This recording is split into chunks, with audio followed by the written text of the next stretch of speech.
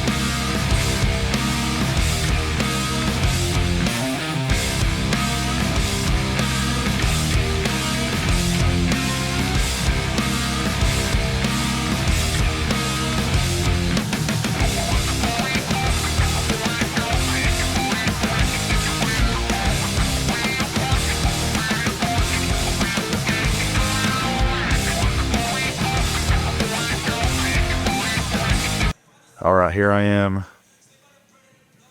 about done with this row. It was kind of tough. You know, I had the flu this open season.